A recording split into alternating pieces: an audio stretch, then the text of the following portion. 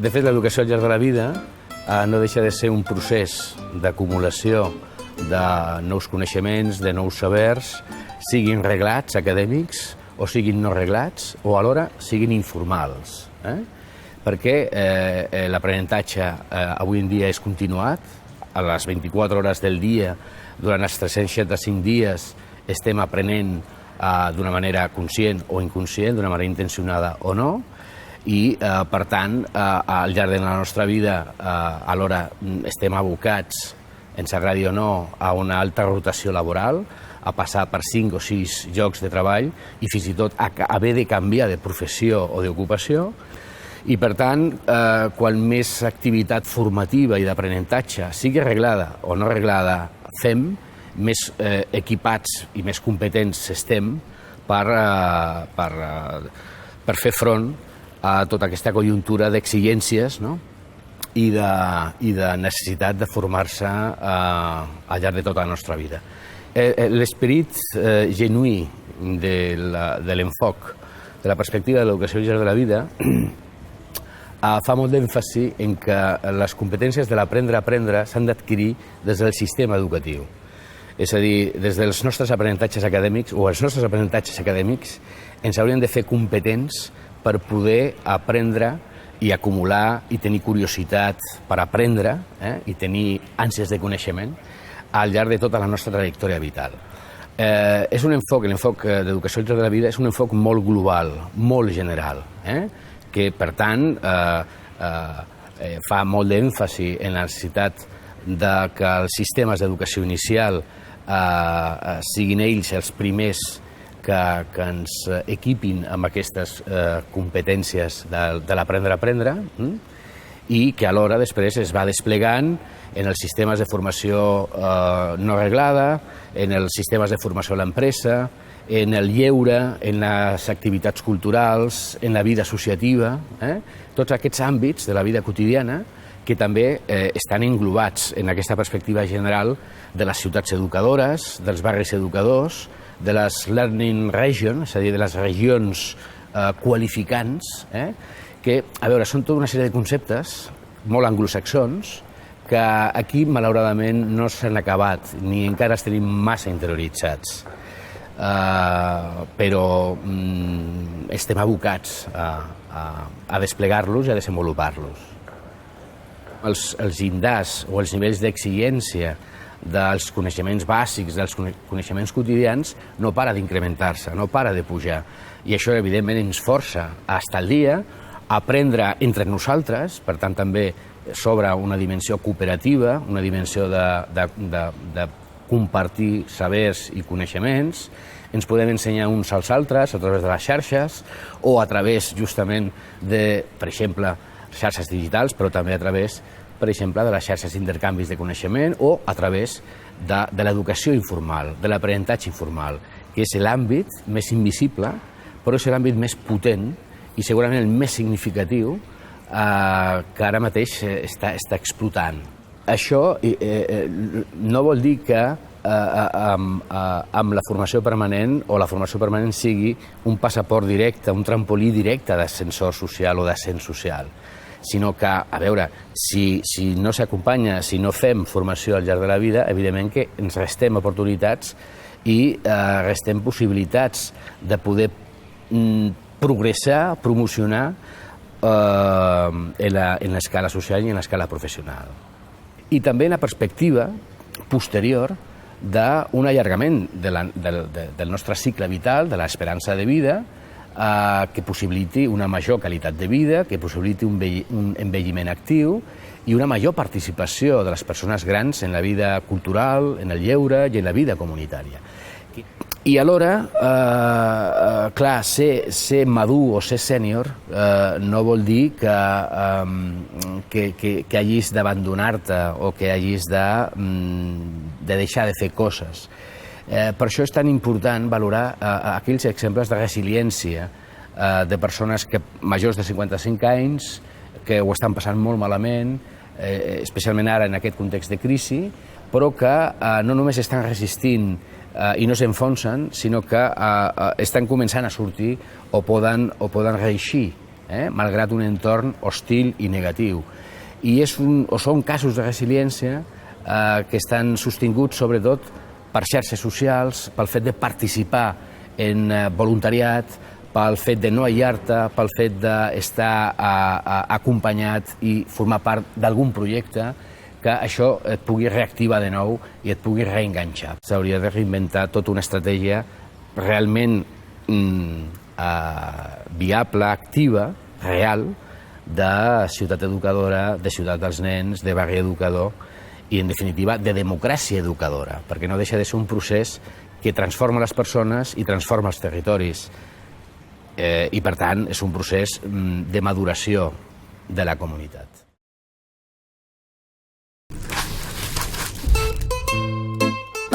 Una història s'està començant a escriure, la teva, i és plena de possibilitats. Volem acompanyar-te.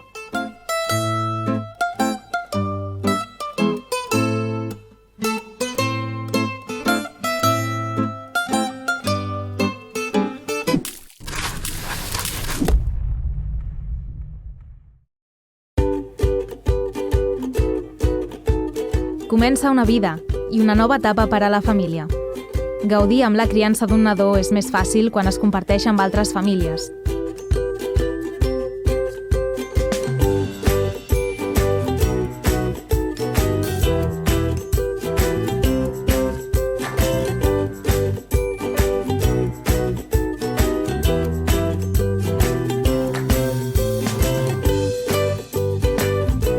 Els infants necessiten estar amb altres nens i nenes en entorns acollidors, organitzats amb intencionalitat educativa. Per convertir-nos en persones necessitem sentir-nos estimats, reconeguts i acceptats tal com som. Cada infant és singular. Descobreix i confia en el potencial del teu fill i la teva filla. Així l'ajudes a desenvolupar la confiança en un mateix.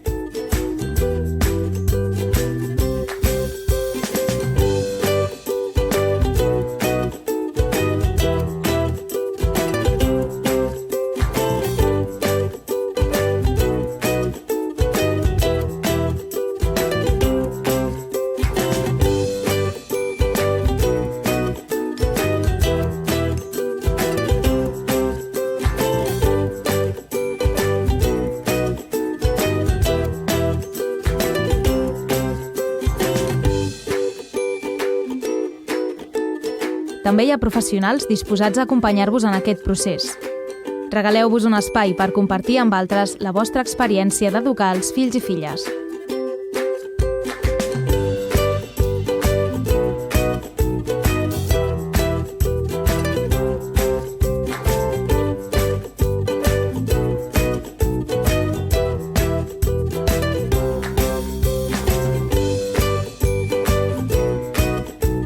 Tots els infants del món juguen per aprendre. Jugueu amb els vostres fills i filles, creixereu plegats.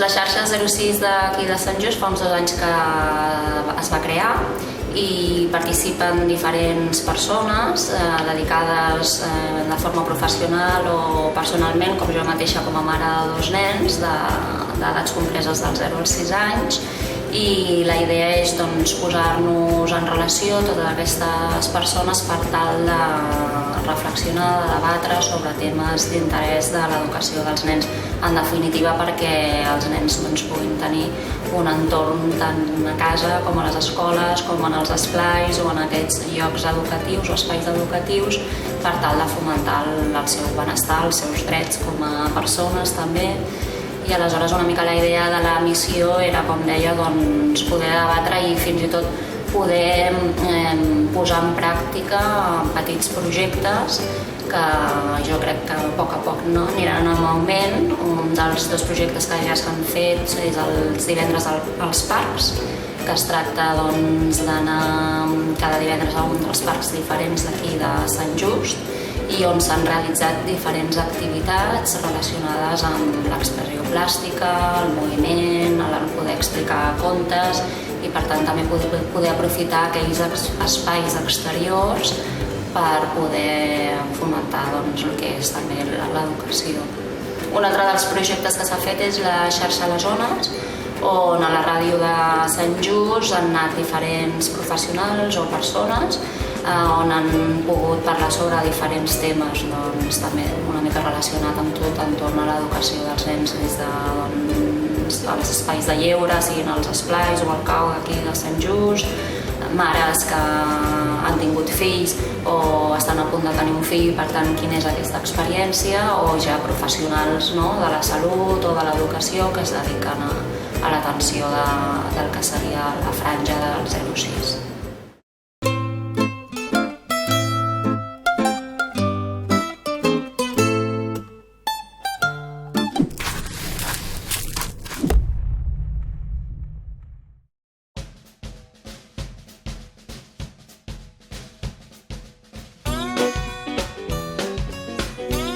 Serveis, centres, projectes i programes de qualitat, amb professionals preparats, oberts a la participació dels infants i les famílies, que pensen i s'organitzen en xarxa, que sumen i generen sinergies, que promouen petits projectes innovadors al servei de la teva comunitat.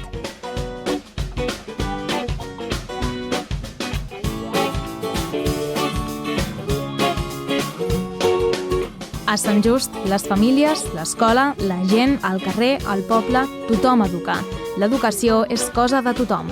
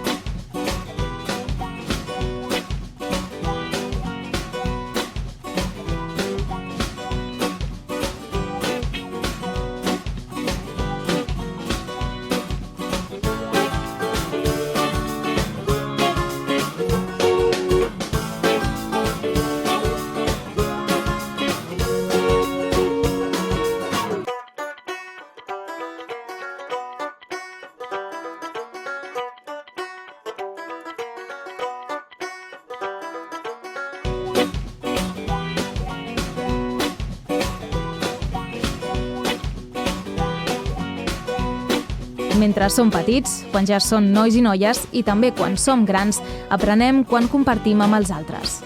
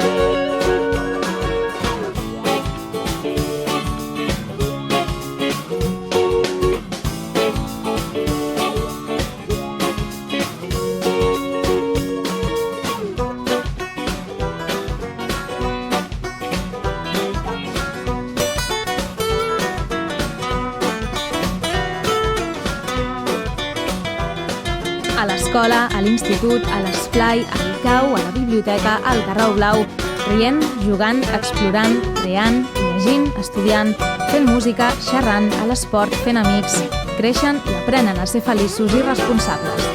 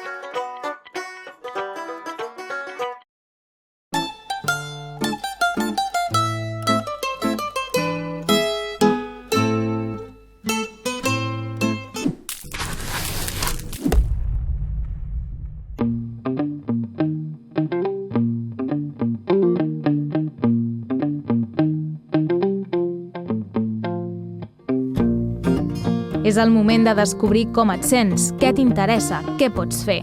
Estudiant, treballant, divertint-te, participant...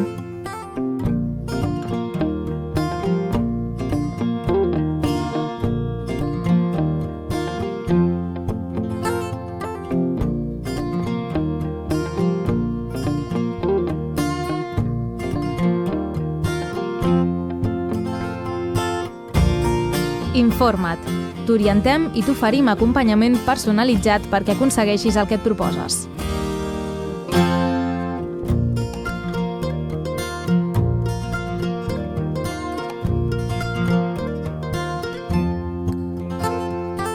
Una comissió que s'ha creat des de l'Ajuntament que es diu Comissió per l'Èxit Escolar i Personal. I aquesta comissió està integrada per l'Ajuntament, per la tècnica d'educació, per les escoles, pels equips psicopedagògics de les escoles, per l'EAP, a part del casal.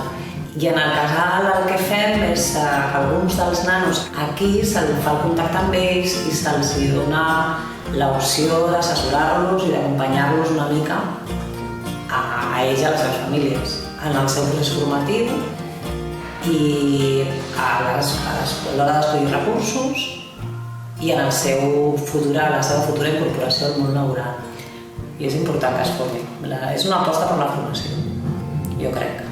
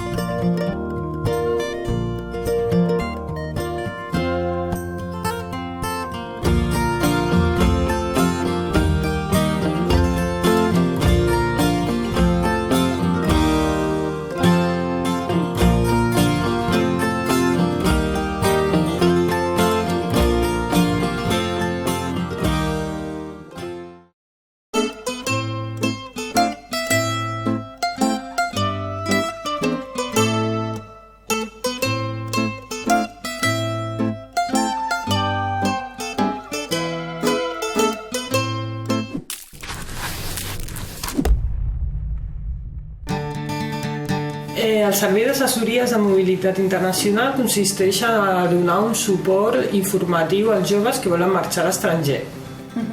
Depenent de l'objectiu que tingui el jove, doncs serà informació sobre diferents tipus de voluntariat que existeixen o bé formar-se a l'estranger, ja pot ser per fer estudis professionals o per fer màsters o bé Erasmus. Doncs et proporciona més autonomia com a persona. El fet d'estar en una situació diferent a la que t'has trobat durant la teva vida doncs et fa créixer i et fa agafar més confiança en tu mateix. Una experiència internacional pot començar a l'escola, pot també tenir lloc a l'institut o més tard a la universitat.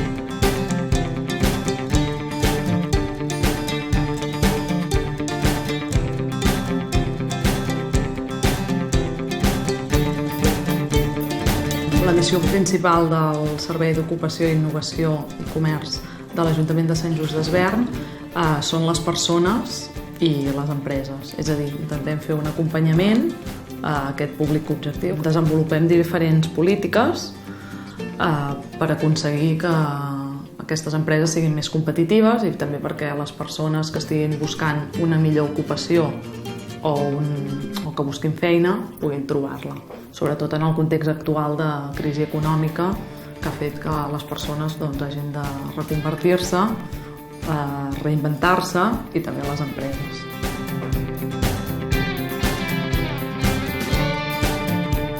Sempre les coses millor en equip, en conjunt, tenim suport d'altres persones que no pas fer-ho individualment, que sempre les idees que se t'acuden són limitades i hi ha coses que no veus, que no saps veure, que no saps com manegar, que no saps per on tirar. Hi ha moltes vegades, el 99,9% de les vegades penso que altres persones ja s'han trobat amb aquests problemes i ja ho han patit, ja ho han viscut i ja ho han solucionat. Aleshores sempre és millor, des del meu punt de vista, aprofitar-te de la seva experiència i després fer que d'altres aprofitin de la meva.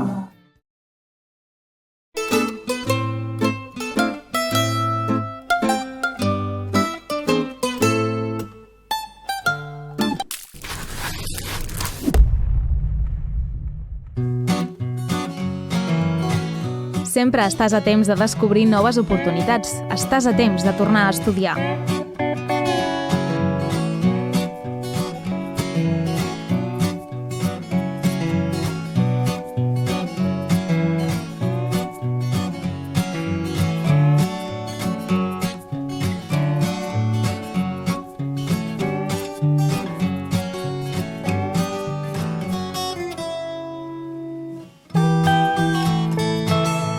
Tothom té coses a ensenyar i coses a aprendre. El coneixement és per compartir-lo.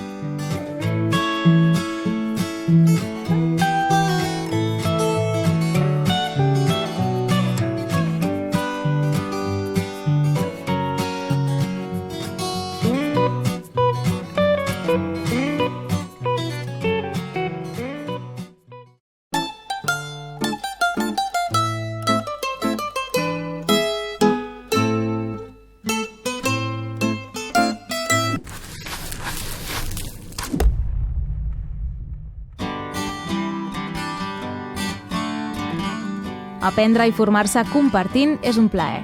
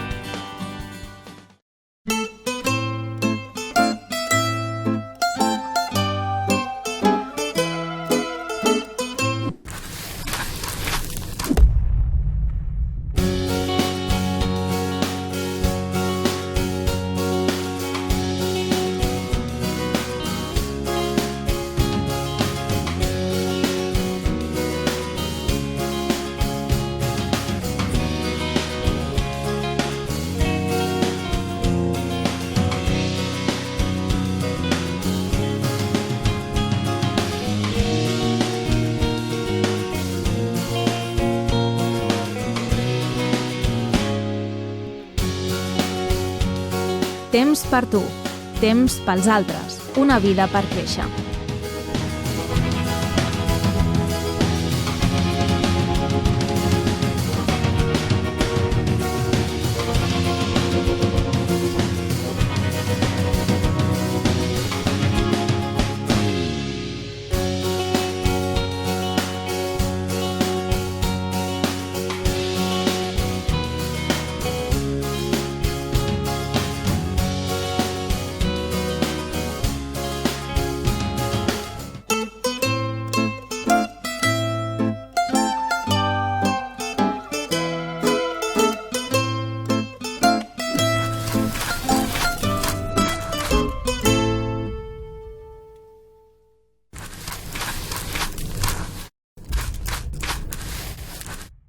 Sant Just, un poble per créixer.